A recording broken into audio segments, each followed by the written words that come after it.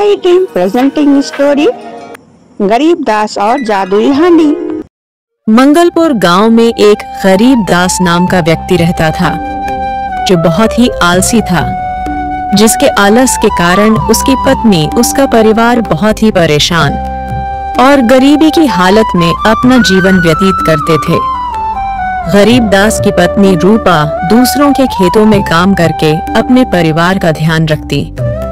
अपनी गरीबी और बच्चों की इस तरह की हालत देखकर उसे बहुत गुस्सा और दुख होता था, लेकिन वह हिम्मत और मेहनत के साथ अपना जीवन बिता रही थी। एक दिन अचानक जब रूपा खेतों से काम करके लौटी तो उसकी तबीयत खराब हो गई। फिर इसी तरह कई दिन बीते तो घर में कुछ खाने को नहीं बचा। रूपा गुस्से में, हे राम, एक दिन भी बिना गुस्सा किए रह लूं तो रूपा नाम नहीं। ये आदमी दिन भर लेटा रहता है जैसे राजा भोग हो। अरे इतनी धूप है बाहर, तू क्यों इतना काम करती है? थोड़ा आराम भी कर लिया कर, तभी तेरी तबीयत खराब होती है। आराम? मैं आराम करूं तो घर में चूल्हा कैसे चले? बच्चे क्या खाएं? सपनों की रोटियां? रूपा बच्चों को सुला रही है, खुद दर्द से कराह रही है। अब तो मेरी तबीयत भी साथ नहीं दे रही, ये सिर दर्द जान ही ले लेगा। रूपा जोर से डांटते हुए, अब और नहीं सहा जाता, या तो शहर जाओ काम करो या मैं भी कुछ नहीं कर पाऊंगी।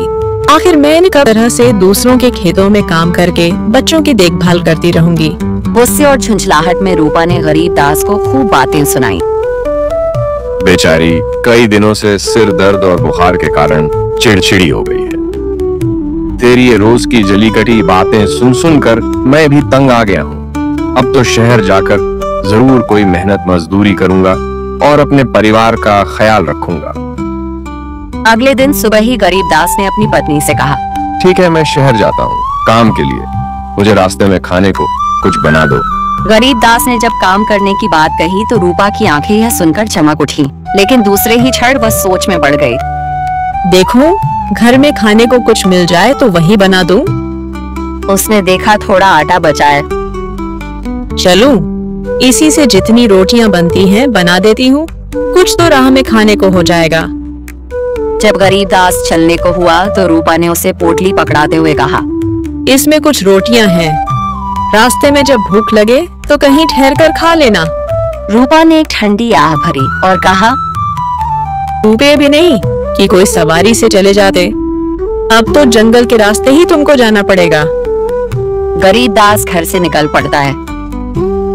रूपा ने पीछे से कहा, ए जी, अपना ध्यान रखना और जल्दी आना, मैं तुम्हारे आने की राह देखूंगी। गरीब दास जंगल के रास्ते से होता हुआ शहर की तरफ चल पड़ा। रास्ते में चलते चलते दोपहर हो गई। अब मैं बहुत थक गया हूँ, क्यों ना थोड़ा आराम कर लूं फिर चलूं। यह सोच कर वह एक पेड़ के नीचे बैठकर आराम करने लगा। तभी उसे झपकी लग गई। थोड़ी देर बाद जब गरीब दास की आंखें खुली तो अरे नहीं, मुझे जल्दी से दोबारा चलना आरंभ करना चाहिए, नहीं तो बहुत देर हो जाएगी। गरीब दास दोबारा अपने रास्ते को चलने लगा। धूप बहुत तेज थी, वह ज्यादा दूर ना जा सका। उससे भूख भी लग रही थी, बहुत थका हुआ भी महसूस कर रहा था। गरीब दास ने सोचा, क्यों ना मैं कहीं कोई छांव में थोड़ा विश्राम कर लूं और रोटी खा लूं। गरीब दास ने देखा, अरे वहाँ थोड़ी ही दूर पर एक घना पेड़ है और पास ही एक पुराना कुआं दिखाई पड़ता है। यह जगह ठीक होगी आराम करने के लिए। गरीब दास ने अपनी पोटली खोली। अरे ये क्या, रूपा ने तो सिर्फ 3 रोटियां ही दी हैं। गरीब दास ने कहा, अब मैं क्या खाऊं और क्या बचाऊं? फिर वह आप ही बड़बड़ाने लगा, चलते चलते मुझे भूख भी बहुत लग गई है। सुबह क्या, मैंने तो कल रात से नहीं खाया, अब मुझसे भूख सहन नहीं होती। मैं तो 3 रोटी खा जाऊंगा। परंतु जब वह खाने को हुआ तो सोचने लगा, अभी तो आधा रास्ता बाकी है, अभी अगर 3 खा गया तो बाद में क्या खाऊंगा? उसने सोचा, चलो एक रोटी ही खा लेता हूँ, बाकी की 2 बाद में खा लूंगा। मगर एक रोटी से तो मेरी भूख भी तो ना मिटेगी। अच्छा 2 अभी खा लेता हूँ, एक बाद में खा लूंगा, मगर फिर एक को बचाकर करूंगा क्या? तीनों को अभी खा जाता हूँ, फिर जो होगा देखूंगा। इसी बात को गरीबदास बार बार दोहराने लगा। एक खाऊं कि दो खाऊं कि तीनों खा जाऊं? गरीबदास की ये बातें सुन कुएं में रहने वाले 3 देव बहुत ही हैरान परेशान हो गए। बड़े देव ने घबराकर छोटे देव से कहा, जाओ देखो जरा यह कौन मनुष्य है जो एक साथ हम तीनों को खाने की बात कर रहा है। छोटे देव ने परी का रूप लेकर गरीबदास के पास आकर पूछा, तुम कौन हो और तुम्हारी समस्या क्या है? मेरा नाम गरीबदास है। मैं शहर जा रहा हूँ कमाने के लिए, जिससे मेरा परिवार भूखों न मरने पाए, उनके खाने पीने की व्यवस्था कर सकूं। फिर तुम तीनों को खाने की बात क्यों कह रहे थे? गरीबदास ने कहा, क्योंकि मुझे बहुत भूख लगी है। परी डर गई और उसने तुरंत आकर बड़े देव से कहा, उसको बहुत भूख लगी है, वह हम तीनों को खा जाएगा। तुमने पूछा कि वह यहाँ क्यों आया है? मैंने पूछा था सरदार, उसने कहा अपने परिवार के खाने पीने की जरूरत को पूरा करने के लिए शहर जा रहा है। सबसे छोटे देव ने कहा, अगर हम उसकी समस्या का हल जल्द से जल्द निकाल दें तो क्या वह यहाँ से जल्दी से चला जाएगा। अगर कहीं उसने हम तीनों को खा लिया तो फिर क्या होगा सरदार? आप जल्द ही कुछ उपाय सोचिए। छोटे देव ने डरते हुए कहा। उधर ऊपर बैठे गरीबदास ने फिर से कहना शुरू किया, एक खाऊं कि दो खाऊं कि तीनों खा जाऊं? इतना सुनना था कि छोटे दोनों देव एक साथ बोल पड़े, सरदार जल्दी करो, हमें बचाओ। सरदार ने बिना एक पल गवाए अपनी जादुई शक्ति से एक जादुई हांडी प्रकट की और कहा, यह योजना इसे उस व्यक्ति को दे और उससे कहना कि वह इसे लेकर अपने घर लौट जाए। देव ने तुरंत परी का रूप लिया और हांडी पकड़ी। तेजी से गरीबदास के पास आकर बोला, ये लो जादुई हांडी, इससे तुम जिस पकवान को खिलाने के लिए कहोगे ये तुम्हें तुरंत खाने को दे देगी। अब तुम्हें शहर जाकर काम करने की आवश्यकता नहीं है। गरीबदास तो था ही आलसी, इससे अच्छा क्या? उसने परी के हाथों से हांडी लपक कर पकड़ लिया और पूछा, मैं जिस पकवान को कहूंगा ये वही खिलाएगी। परी ने कहा, हाँ भाई हाँ। गरीबदास ने दोबारा पूछा, अगर कहूँ हांडी से मिठाई खिलाने को? परी ने गुस्से से कहा, हाँ ये मिठाई खिलाएगी। तुम जाते हो या मैं इसे तुमसे वापस ले लूं?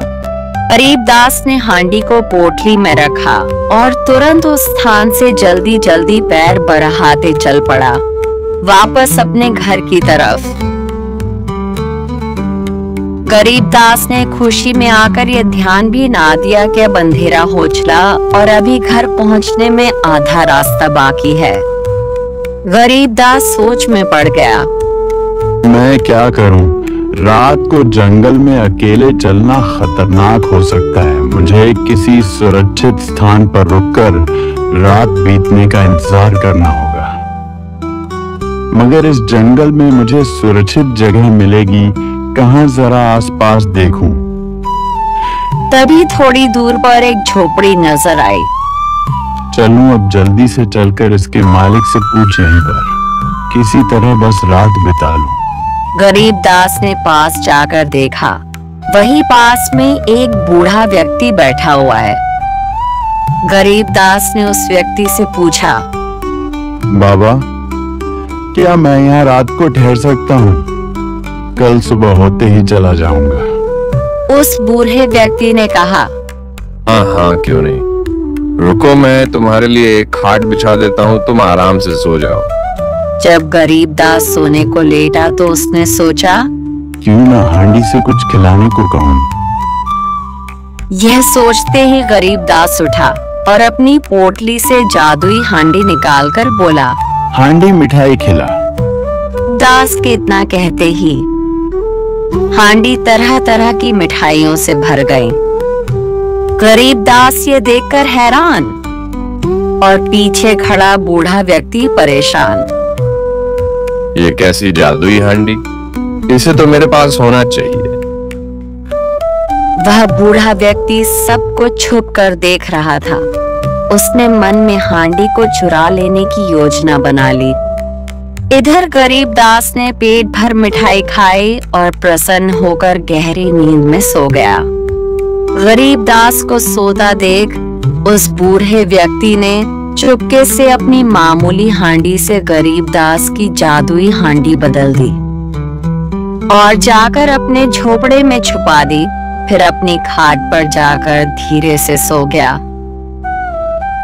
सुबह अंधेरे गरीबदास उठा। अपने घर जाने के लिए जाने से पहले उसने उस बूढ़े व्यक्ति को धन्यवाद कहा। अच्छा बाबा, अब मैं चलता हूँ। आपका मुझ पर यह आभार रहेगा। घर पर मेरी पत्नी और बच्चे मेरी राह देखते होंगे। आपका बहुत बहुत धन्यवाद जो आपने यहाँ ठहरने की जगह दी। कोई बात नहीं बेटा, मुझे तुम्हारा आना अच्छा लगा। ठीक है, चलता हूँ। अच्छा बेटा, फिर मिलना, अच्छे से जाना। दोनों एक दूसरे को अलविदा कहते हैं और गरीबदास अपने गांव का रास्ता पकड़ लेता है। जल्दी जल्दी गरीबदास खुशी से उड़ता हुआ अपने गांव की तरफ चला जा रहा था।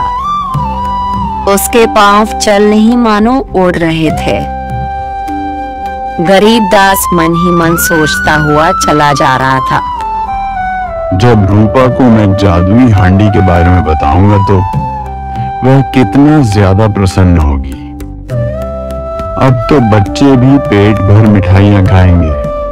हमारे बुरे दिन समाप्त हुए, अब अच्छे दिन की शुरुआत होगी।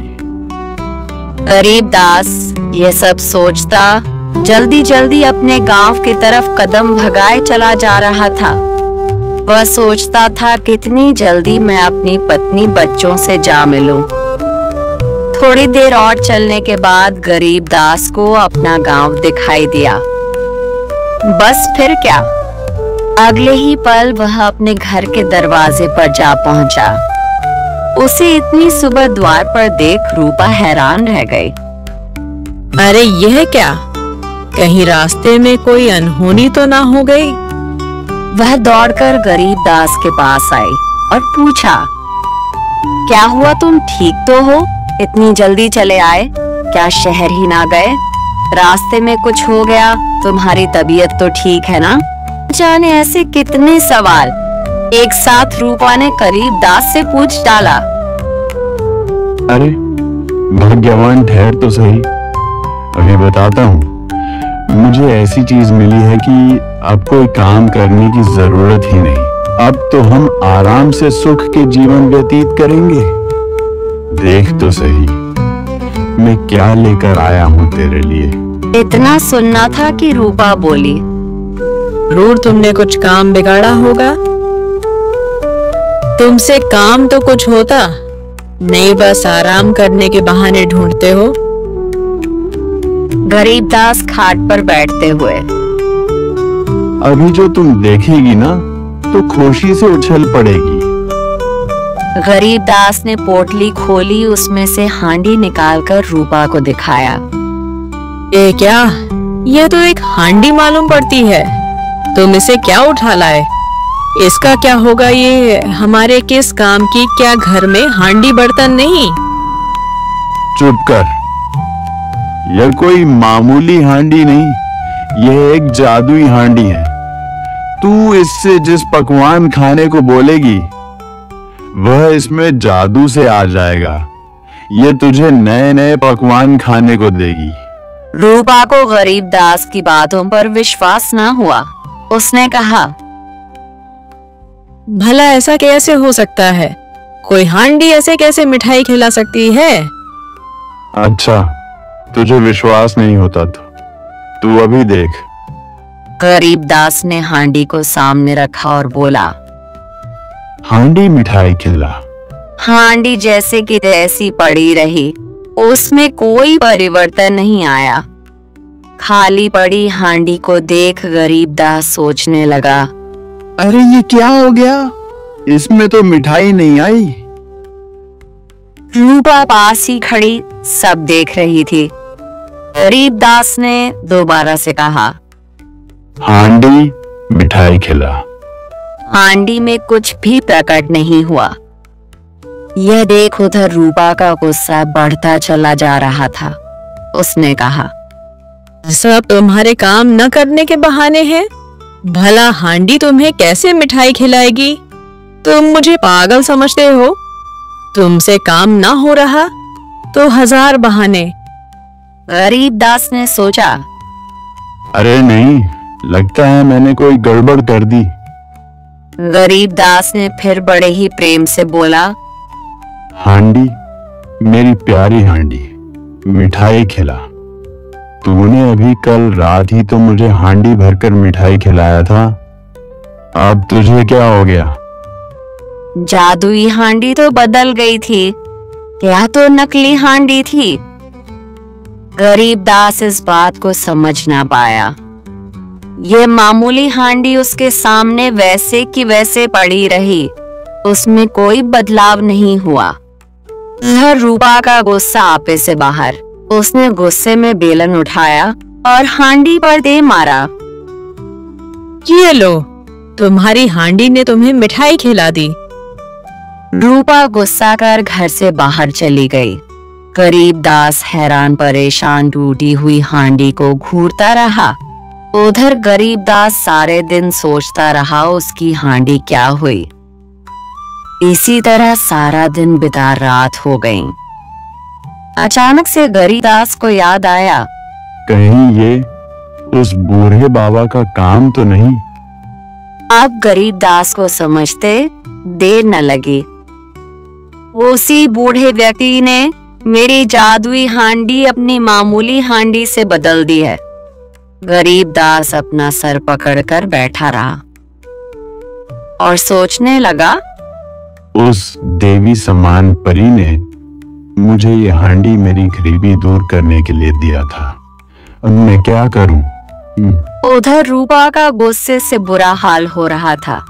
रूपा बड़बड़ा रही थी, नहीं पागल थी जो समझ बैठी कि अभी से ही सही, अगर ये काम करने लगे तो हमारे भाग्य बदल जाएगा।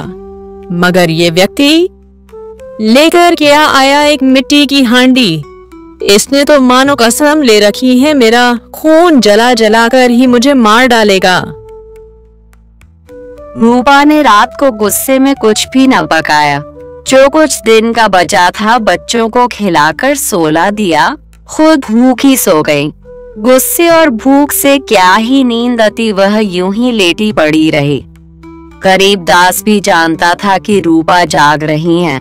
उसने हिम्मत जुटाकर रूपा से कहा, अगर तू एक आखिरी बार मेरे लिए कहीं से 3 रोटियां ला दे तो क्या करोगे? तुम बताओ। रूपा ने गुस्से से कहा, तो मैं शहर कमाने को जाऊंगा। इससे पहले रूपा फिर कुछ बोलती, गरीबदास ने जल्दी से कहा, मैं वादा करता हूँ इस बार बिना रुपये कमाए वापस नहीं आऊंगा। ठीक है, अपना वादा याद रखना। अगले दिन सुबह रूपा पड़ोस की चाची से थोड़ा आटा मांग लाई। उसकी 3 रोटियां बनाकर पोटली में बांध गरीबदास को दे दिया। गरीबदास पोटली पकड़े उन्हीं रास्तों पर फिर से चल पड़ा। चलते चलते वह उसी कुएं के पास पहुंचा और पेड़ के नीचे बैठ गया। गरीबदास ने पोटली खोली जिसमें 3 रोटियां थीं। गरीबदास ने जोर जोर से कहना शुरू किया, 1 खाऊं कि 2 खाऊं या तीनों खा जाऊं। ऐसी बात को गरीबदास बार बार यह सोचकर दोहराने लगा कि शायद मेरी आवाज सुनकर परी दोबारा आ जाए और मैं उससे फिर से जादुई हांडी मांग लूं। नीचे कुएं में सो रहे तीनों देव गरीबदास की आवाज सुन हड़बड़ाकर जाग गए। बड़े देव ने छोटे देव से कहा, ये क्या? तुमने उस मनुष्य को जादुई हांडी नहीं दी थी क्या? ये फिर क्यों आ गया? जाओ जाकर पूछो तो क्या बात? छोटे देव ने परी का रूप लिया और गरीबदास के पास जाकर पूछा, ये क्या? तुम फिर क्यों आ गए? मैंने तुमको जादुई हांडी देकर तुम्हारे खाने की समस्या खत्म कर दी थी, तो तुम दोबारा यहाँ क्यों आए? जल्दी बताओ, वरना अच्छा ना होगा। कोई चालाकी मत करना। गरीबदास डर गया। उसने घबरा कर कहा, परी माँ, मैं क्यों चालाकी करूं? चालाकी तो मेरे साथ उस पाखंडी बूढ़े बाबा ने किया है। क्या मतलब? गरीबदास ने अपनी पूरी कहानी रोते हुए सुना दी। गरीबदास ने हिम्मत जुटाकर कहा, क्या मुझे फिर जादुई हांडी देंगे आप? ठहरो, मैं अभी आती हूँ। परी ने कुएं में जाकर पूरी बात दोनों देव को बताई। बड़े देव ने कहा, अच्छा तो ये बात, इस बार मैं उसे ऐसी वस्तु दूंगा जिससे वह अपनी हांडी और बदला नहीं ले सकेगा। फिर बड़े देव ने अपनी जादुई शक्ति से एक जादुई रस्सी और डंडा बनाया। फिर उसे परी बने देव को दिया और कहा, इस जादुई रस्सी डंडे को उस व्यक्ति को देना। परी ने रस्सी डंडा लिया और गरीबदास से जाकर कहा, ये लो रस्सी डंडा। गरीबदास ने रस्सी डंडा देकर कहा, मैं इसका क्या करूंगा? यह मेरे किस काम का? मुझे तो जादुई हांडी दे दो, बस। मुझे और कुछ नहीं चाहिए। ये कोई मामूली रस्सी डंडा नहीं, ये एक जादुई रस्सी डंडा है। गरीबदास कुछ समझ नहीं पाया। बोला, क्या मतलब? परी ने कहा, ध्यान से देखो, जब तुम इस रस्सी से कहोगे लपेट, तो ये सर सर सर सर करके किसी भी व्यक्ति को लपेट लेगी, और जब डंडे से कहोगे मार, तो ये धड़ाधड़ मारने लगेगा। आप समझे? गरीबदास यह देख बहुत खुश हुआ। तो इसे पकड़ो और यहाँ से जाओ। अब यहाँ दोबारा मत आना। अपनी समस्याओं को खुद से हल करना सीखो, समझे? अच्छा मेरी प्यारी परी माँ, मैं समझ गया। आप बहुत दयालु हैं। आपका बहुत बहुत धन्यवाद। इतना क्या है? गरीबदास ने रस्सी डंडा लिया और अपनी राह को चल पड़ा। चलते चलते उसे फिर वही झोपड़ी दिखाई दी। उसने पास आकर उसी बूढ़े बाबा से पूछा, क्या मैं यहाँ रह सकता हूँ? हाँ, क्यों नहीं? परंतु वह मन ही मन घबरा रहा था। कहीं इसे अपनी हांडी बदलने के बारे में तो पता नहीं चल गया। जब देर रात गरीबदास सो गया तो उस बूढ़े व्यक्ति ने एक तरफ जाकर चुपके से जादुई हांडी से कहा, हांडी खीर खिलाकर। हांडी खीर से भर जाती है। गरीबदास भी सोया नहीं था। उसने सोने का नाटक किया था। गरीबदास ने पीछे से आकर सब कुछ देख लिया और जोर से बोला, तो तुमने चुराई है मेरी जादुई हांडी? बूढ़े व्यक्ति ने कहा, नहीं, ये हांडी मेरी है। गरीबदास ने कहा, ये मेरी है।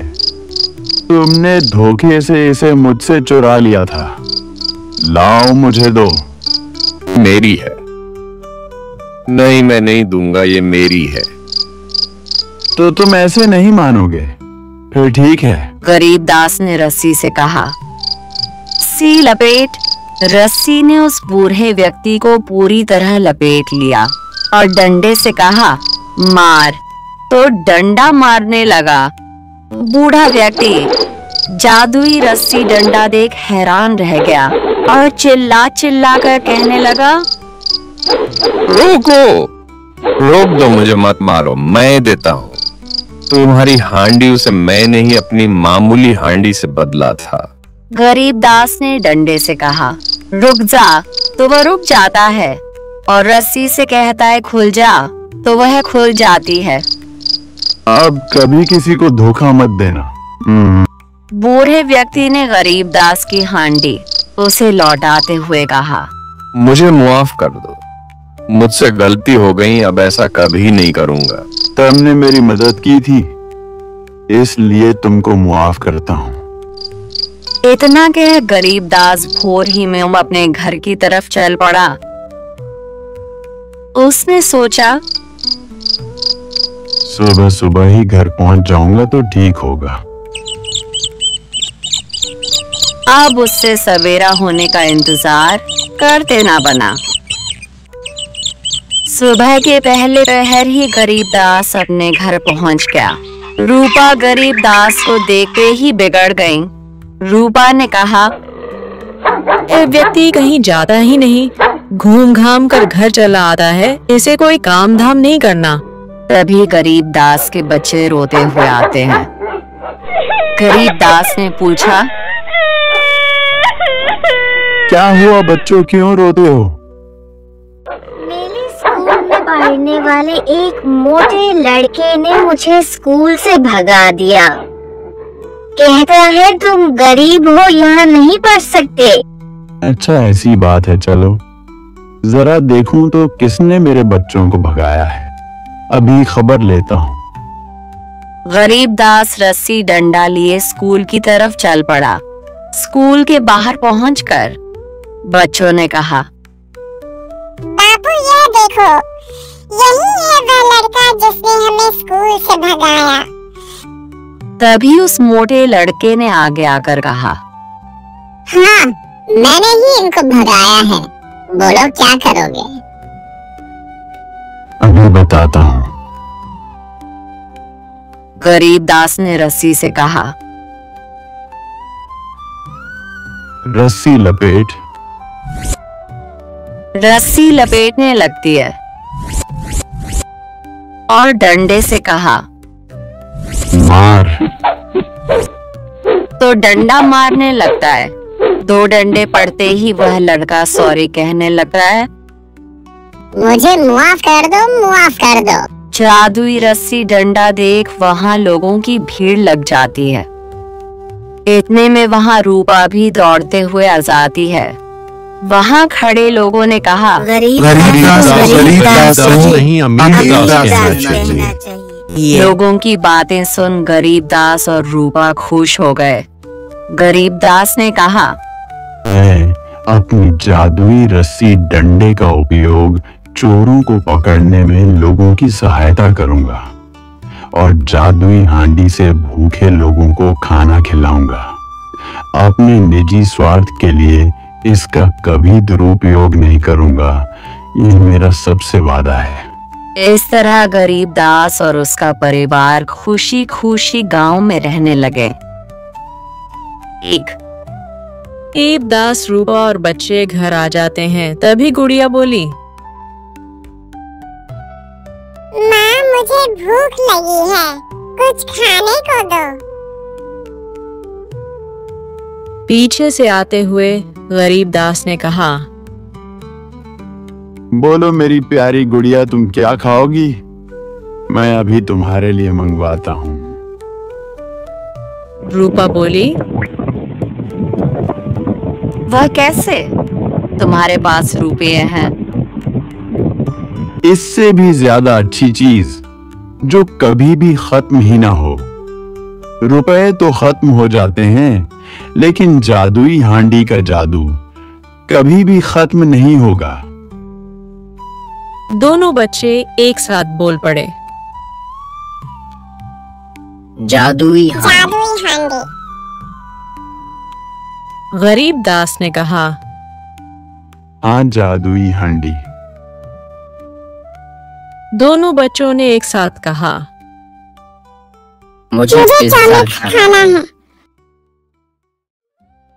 गरीबदास ने तुरंत पोटली से जादुई हांडी निकाली और हांडी से कहा, हांडी चौमिक पिज्जा खिला। हांडी ने तुरंत कई तरह का पिज्जा चौमिक प्रकट कर दिया। बच्चे खुशी से कूदने लगे। रूपा हैरान होकर बोली, तुम तो सच कहते थे, ये तो सच में जादुई हांडी है। गरीब दास बोला, देखा, मैं न कहता था मेरे पास जादुई हांडी है। खाट पर बैठते हुए गरीब दास ने रूपा को जादुई हांडी और जादुई रस्सी डंडा मिलने की सारी बात बता दी। रूपा बोली, फिर देर किस बात की, चलो फिर हम जादुई हांडी से तरह तरह के पकवान मंगाते हैं, खुद भी खाते हैं और सारे गांव वालों को भी खिलाते हैं। गरीब दास और उसका परिवार अब खुशी खुशी रहने लगे। गरीब दास को अब लोग गरीब दास नहीं बल्कि अमीर दास कहने लगे। ईमानदारी से मेहनत करते हैं तो किस्मत भी आगे बढ़कर रास्ता बना देती है। मयंक के घर में हल्दी समारोह शुरू हो गया है। मयंक पसीने में भीगा बैठा है, सिर पर गीला तौलिया रखे। मयंक मुंह बनाते हुए, हल्दी की जगह दही लगा दो तो थोड़ी ठंडक मिल जाए। माँ ने कहा, अरे बेटा क्या कहता है, ये तो शादी की रस्म करनी है, रायता थोड़ी ना बनाना है। मयंक की यह बात सुन सभी ठहाका लगा पड़े। पास खड़े मामा लुट्टन हंसते हुए बोल पड़े, ये दूल्हा नहीं, गर्मी से उबला हुआ आलू लग रहा है।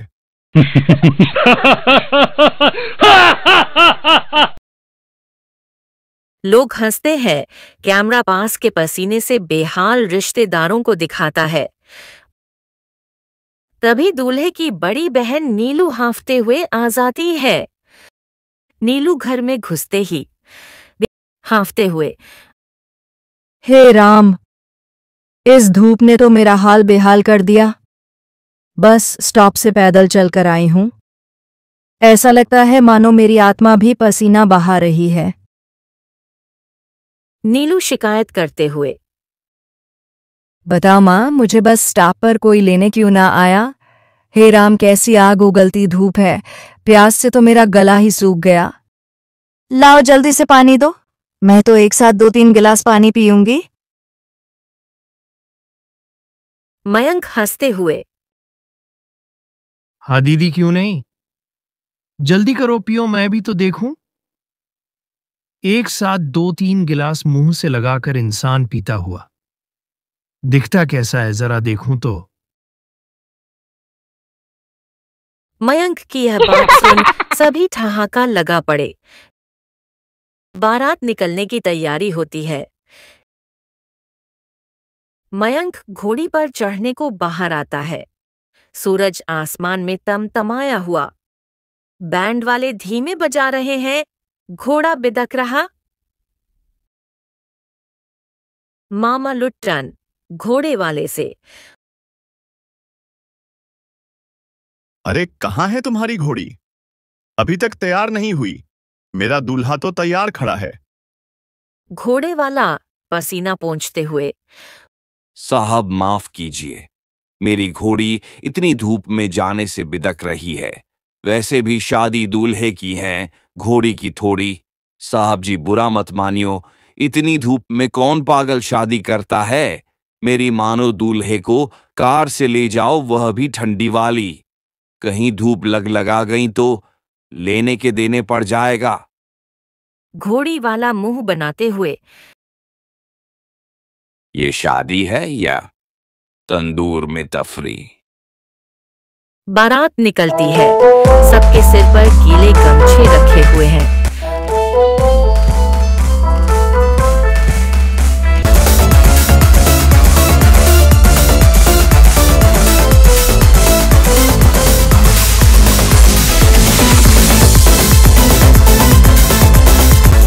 बारात दुल्हन के घर उधर बैंड वाला खुद गर्मी से बेहोश हो जाता है।